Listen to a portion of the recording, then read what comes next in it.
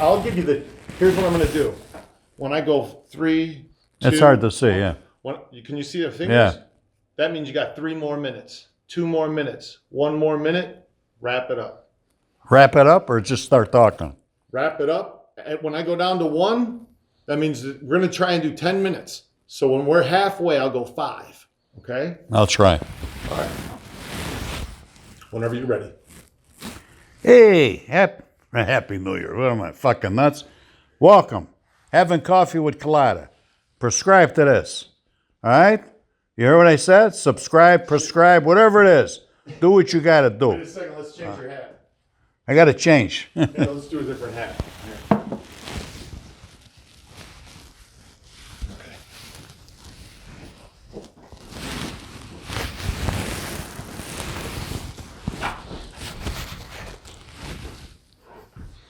Welcome. Having coffee with Cullotta.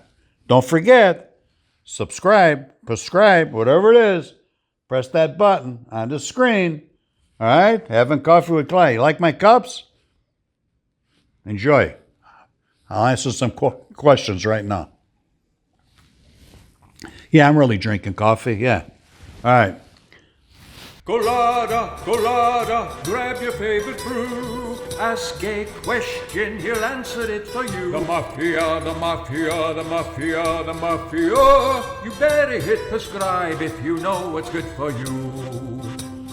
Drinking a cup of coffee with Frank Cullotta. He'll tell you a lot. He's Frank Cullotta. I get asked quite often about Larry Neumann, a guy that worked for me.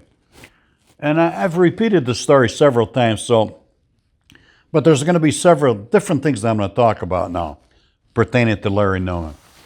I met him in State Penitentiary, Stateville Penitentiary. As I said before or previously, he was doing 125 years for a triple murder. Over $2.80. He killed 3 people. So I met him in prison. We worked in the same unit. They call it detention hospital. It was for the criminally insane. And I met him in there. And this guy, he kept himself. He had an IQ of 169. And no bullshit, he did. Now, to get 120, to receive a sentence of 125 years for a triple murder, that's a light sentence.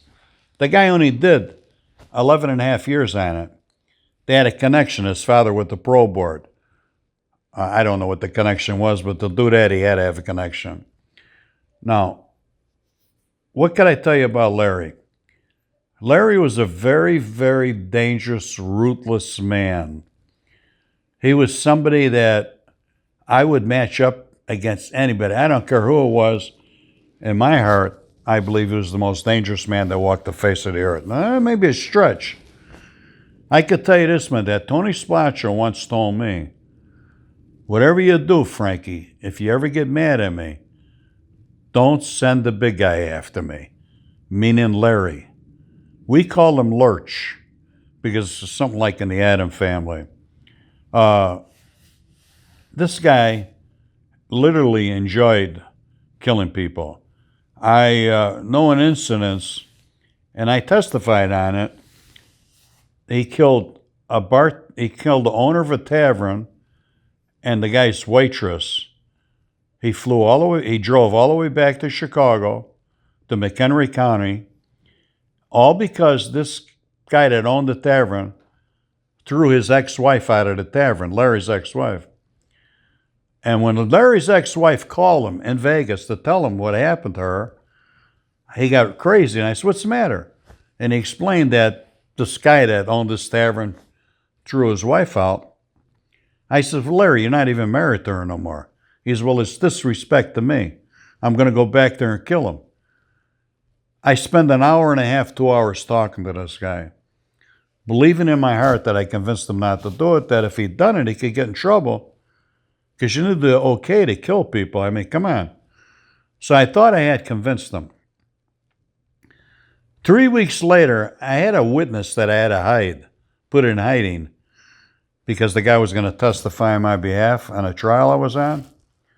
So I sent him back with Larry, because Larry could hide him out in McHenry, Illinois. And this is what I thought he was going to do. So he took the guy and they drove back to McHenry, Illinois. Excuse me. I'll edit it out. Don't worry. Cough all you want, Frank. He took him back to McHenry, Illinois, and I didn't know what his intentions were. As far as I was concerned, he was going to hide this witness out. The next day, it's on the air about a triple murder. And I heard it on the air in Las Vegas, which I was at. And I said, this guy's got to be kidding. He didn't listen to me. And what it came over the air was that the owner of a tavern and his waitress were killed.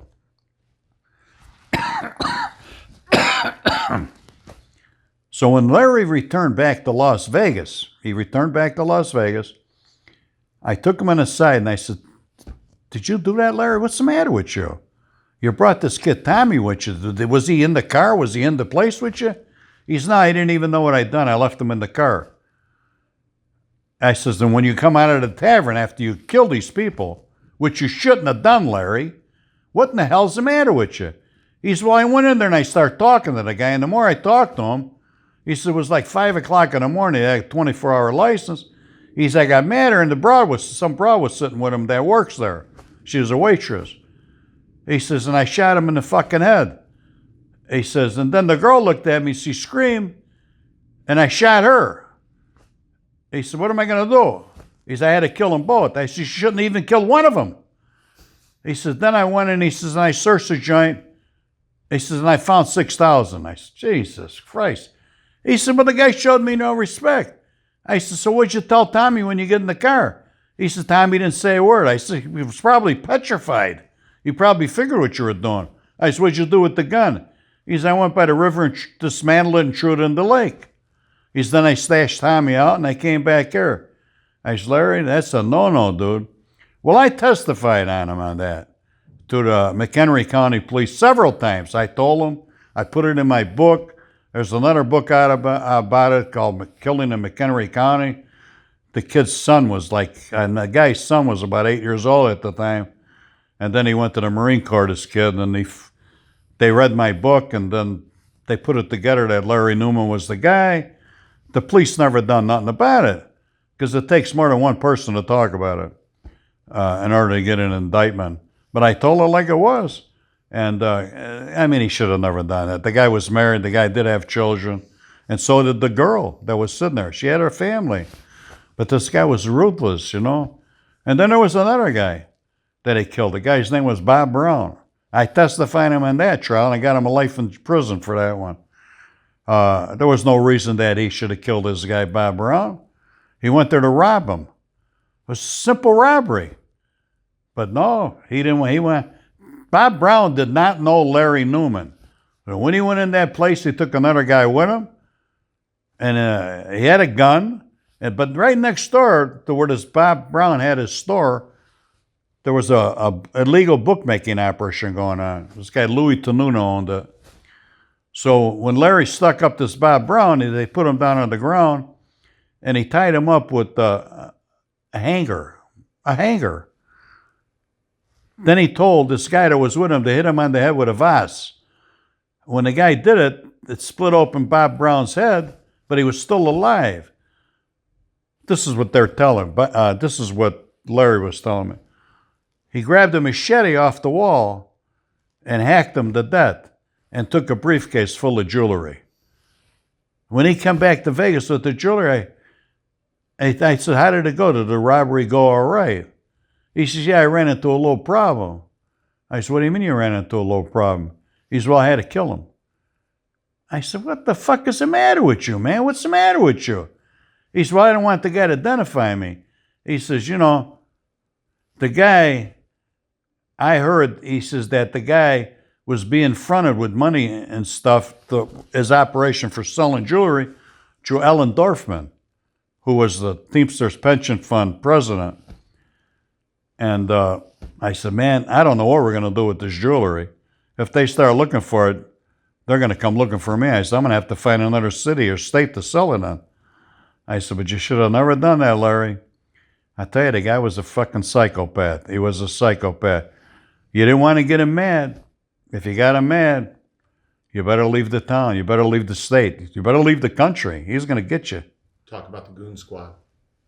What? The Goon Squad. You know, the name of that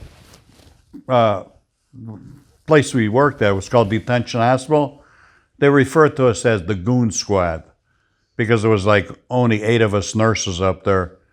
And what we'd done then was the guards didn't have the guts to do what we'd done. They sent us on missions. Like, say there was a guy that went crazy in the prison somewhere, and they had a lockdown. So they'd send us guys, the Goon Squad, to go in there and take the guy out of the cell. And we'd go in there with shields and chokers, and then we take him out and we bring him up to detention hospital and put him in a ward because the guards didn't have enough balls to do that. Now, I got to tell you, did the inmates like us? They hated our guts. But you know, it was a good job. We had our own cells. They were never locked. We had our own kitchen. We weren't looking to win a popularity contest out there. We just wanted to do our time as easy as possible. We did not pick on anybody. It was all about psychos, crazy convicts. We didn't go in there after a guy because he was a gangbanger or whatever he was. He had to be a psycho, you know what I mean?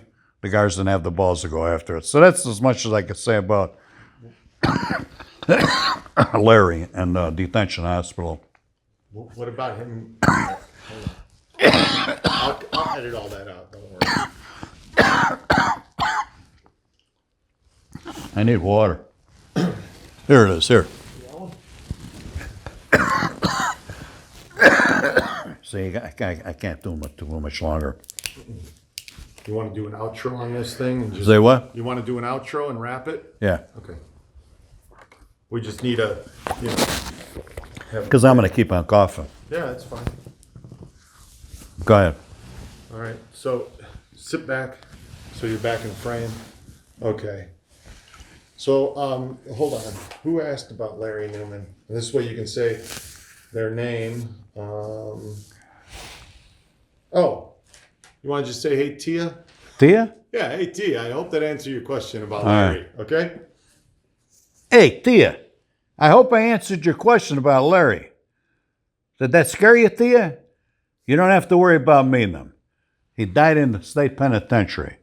You know, I never knew that this guy practiced his faith as he did. He was a Jewish guy.